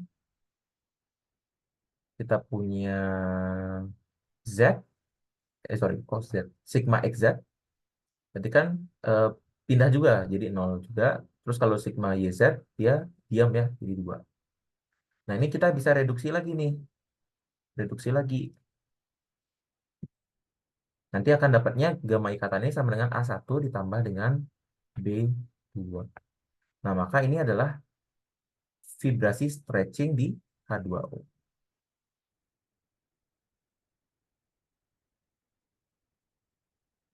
Gitu ya. Nah, berarti kalau kayak gitu, berarti vibrasi bendingnya itu adalah A1 ya. Kayak gitu. Nah, dari vibrasi stretching, dari A1 ditambah dengan B2, cara tahu geraknya gimana?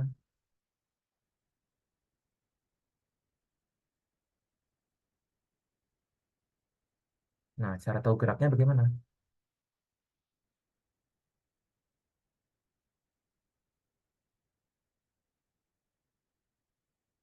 Nah, jadi kita bisa lihat metode yang disebut sebagai metode proyeksi, ya. Metode proyeksi. Nah, jadi gimana kalau metode proyeksi kita gambar aja vektor begitu ya. Ini adalah vektor vibrasi. Kemudian kita operasikan. Operasikan. Kalau misalnya vektornya itu apa namanya? Jika dia sama, kita kasih -1. Jika dia kebalik, sorry, kalau sama dia +1 ya. Kebalik itu -1. Kalau misalnya dia eh, bukan keduanya, kita kasih 0. Nah, berarti kita punya, kalau kita operasikan vektor vibrasinya, kita kasih label ya, vektor vibrasinya ini adalah vektor 1, ini vektor 2. Maka kalau kita kasih vektor 1, kita operasikan E, maka kita dapatnya vektor 1 lagi. Kalau vektor 1 kita operasikan C2, kita dapatnya vektor 2, ya kan?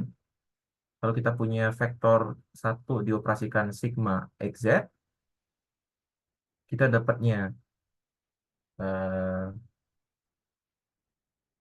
apa namanya? Kita operasikan ya. Itu kan berarti sama dengan vektor 2 juga ya. Ya kan? Kalau kita rotasikan, sorry, kalau kita rotasikan ini justru dapatnya bukan vektor 2 ya, tapi di sini vektor eh, minus vektor 1 ya. Oke.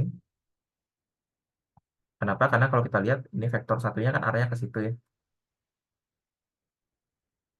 Kemudian kalau kita putar gimana jadinya? Jadi seperti itu kan ya. Nah, kalau kita putar ini, oh sorry, jadinya vektor 2 betul ya. Jadinya vektor 2 di situ, sorry. Vektor 2. Kemudian kalau kita punya vektor 1, kita berikan sigma XZ, itu jadinya vektor 2 lagi. Kemudian kalau misal dia vektor 1 ke sigma YZ, dia jadinya vektor 1. Nah, gitu ya. Sorry, ini metode proyeksi nggak pakai angka-angka begini. Sorry, sorry. Nah, berarti kita punya sekarang, kalau misalnya kita ingin mendapatkan mode vibrasi A1, caranya gimana? Caranya adalah kita proyeksikan V1 tadi, kita udah dapat begitu ya. Dengan itu, jadi kita punya karakternya 1 kali V1 ditambah 1 dikali V2 ditambah. Jadi di sini adalah setelah di apa namanya? Setelah diproyeksikan gitu ya. Dan satu lagi karena itu apa namanya? Ini adalah suku di tabel ya, di tabel. Dan lupa dikalikan juga dengan ini ya, apa namanya? Dengan eh, apa itu namanya? Ya, jadi kasih rumus dulu deh. Kasih rumus dulu. Jadi nanti kita punya untuk A1 itu sama dengan apa? Sama dengan seperhal begitu ya. Kemudian kita kalikan K A1 dengan si vektor setelah transformasi gitu ya. Nah, berarti kita punya kan tadi hanya 4. Kemudian K-nya berarti di sini 1 dikali dengan A1 kan karakternya 1 dikali V1 gitu ya. Untuk E 1 dikali 1 dikali V2 tambah 1 dikali 1 dikali V2 tambah 1 dikali 1 dikali V1. Sehingga kita dapat di sini ini sama dengan setengah V1 ditambah V2. Nah, itu adalah mode vibrasi A1. Kalau kita gambar gimana? Jadi kita punya V1-nya positif, V2 positif, berarti arahnya adalah seperti ini. Arah vibrasinya ya. Itu arah vibrasi A1. Itu adalah stretching simetrik. Kalau kita B2 gimana? Kalau B2 kita punya seperempat dikali 1 dikali vektornya sekarang berarti kalau B2 berarti jadinya V1 tetap ya. Itu V1. Cuma di sini jadinya tambah minus 1 dikali 1 dikali V2 tambah minus 1 dikali 1 dikali V2 ditambah 1 dikali 1 kali V1. Sehingga kita dapat di sini jadinya justru setengah V1 dikurangi V2. Jadi arahnya berlawanan dengan apa yang kita tadi tulis ya. Jadi gimana? Jadi ke sini terus ke situ. Nah, ini kalau kita lihat ini adalah simetrik, sorry, stretching asimetrik ya. Asimetrik. Nah, gitu.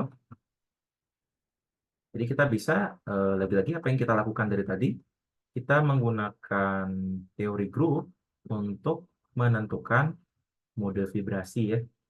Mode vibrasinya kita dapat ternyata 2A1 ditambah B2.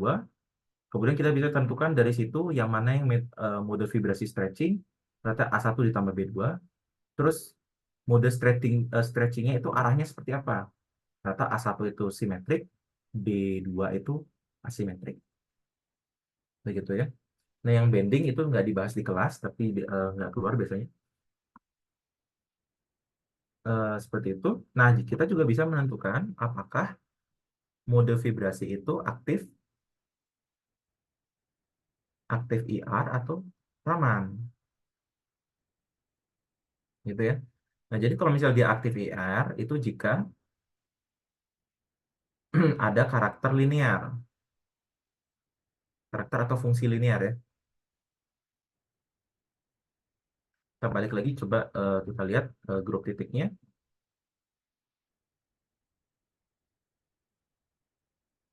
Ini. Nah, yang ini kan fungsi linear kan ya. Ini fungsi linear. Maka ini yang disebut sebagai aktif IR. Nah, yang fungsi kuadratik itu aktif Raman. Ya. Sehingga kalau kita lihat di sini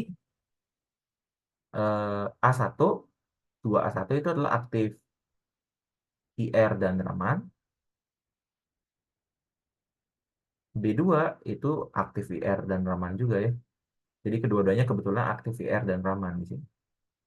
Karena kalau kita lihat di sini Y dan YZ ada, X dan XZ ada, Z dengan X kuadrat Y kuadrat Z kuadrat juga ada gitu. Jadi di situ semuanya aktif IR dan Raman gitu ya.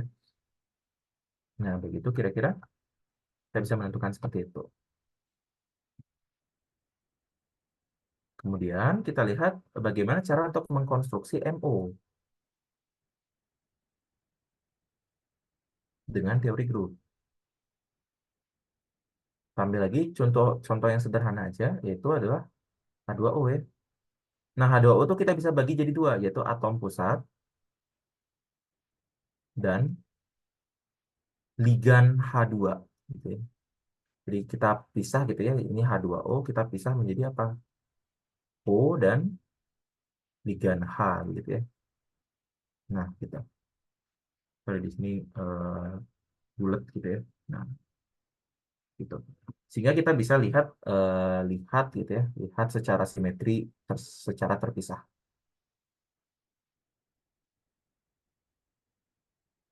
Ini juga kita lihat simetrinya terpisah ya. Kita lihat dari oksigen dulu. Oksigen itu kan kita punya 2S dan 2P kan ya. Tapi ingat 2P itu eh, terbagi menjadi PX, PY, dan PZ. Oke. Sehingga kita harus operasikan masing-masing. Ingat lagi tadi Z-nya di mana? X, Y. Gitu. Oke. Sehingga kita punya di sini PZ gitu ya. Ini PZ. Ini tanda plus, ini tanda minus. Maka kalau kita operasikan, kita lihat. Kalau misalnya dia sama, kita beri dia -1. Kalau dia berganti tanda,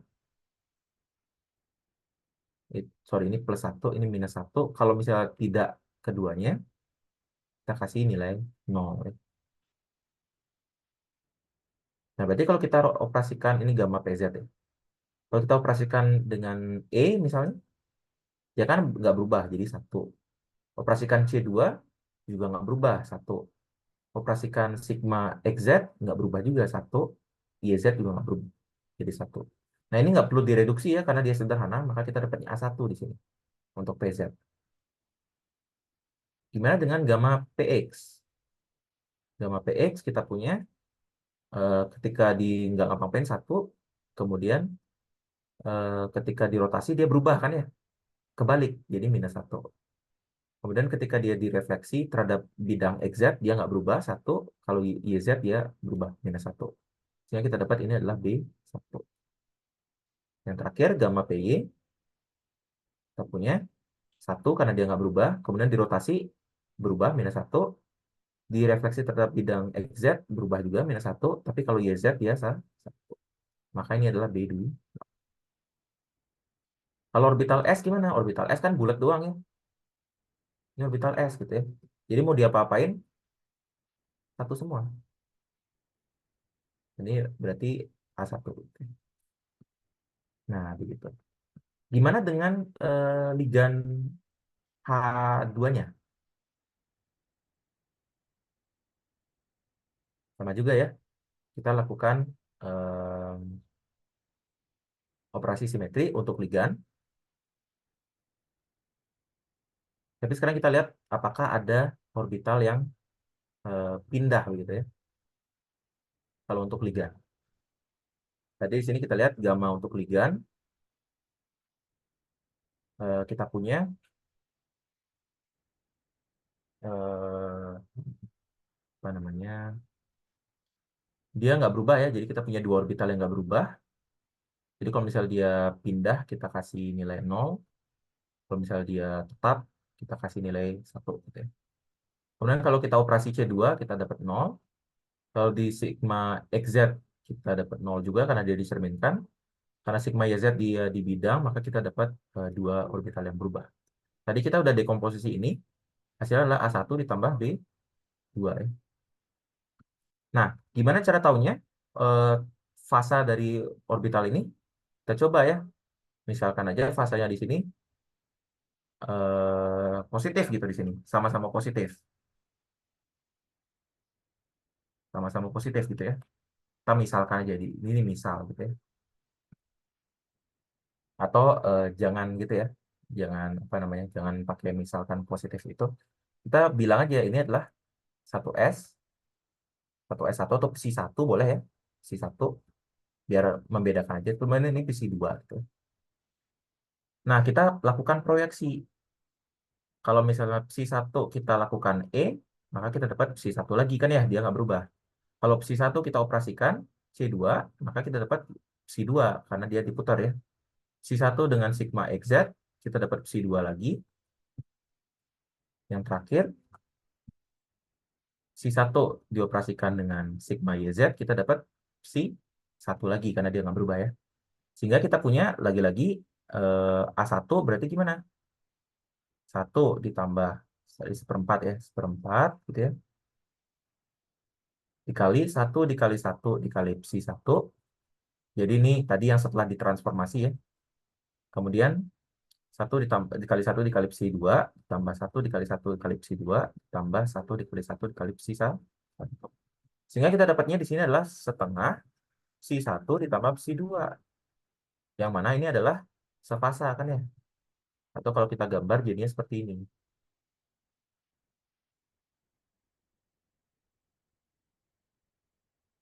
Kalau yang B2 seperempat dikali satu kali satu kali psi satu ditambah minus satu dikali satu dikali psi dua. Ini semua dari karakter tabelnya ya. Cuman saya malas aja nge-scroll ke atas. Ini psi 2 juga. Di sini satu dikali satu dikali psi satu. Sehingga kita dapat setengah psi satu dikurangi psi 2. Yang artinya dia beda fasa. Itu kalau kita gambar jadinya itu misalnya ya. Nah, kita udah punya semua orbital ligan dan orbital MO, maka kita buat diagram MO seperti biasa ya. Nah, cuman di sini catatannya adalah energi paling bawah itu adalah karakter dari orbital awal. Urutannya gimana? S itu lebih kecil energinya, P, D, baru F. Oke,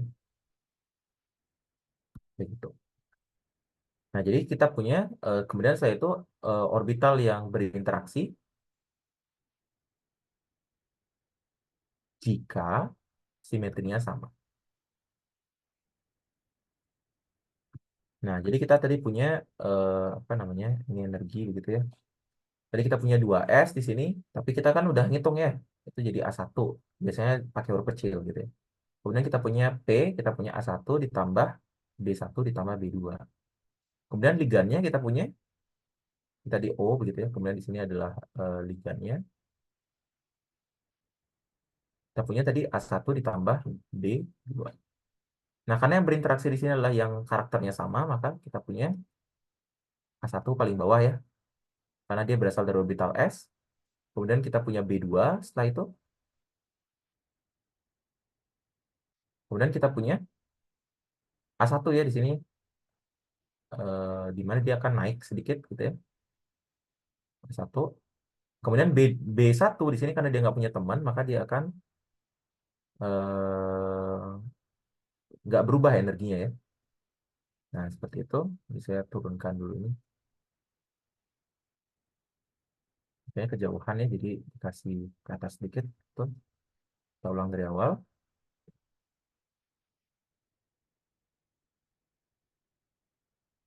Nah, jadi kita punya di sini turun begitu ya. A1, ini satu A1 gitu ya, biar membedakan. Kemudian B2,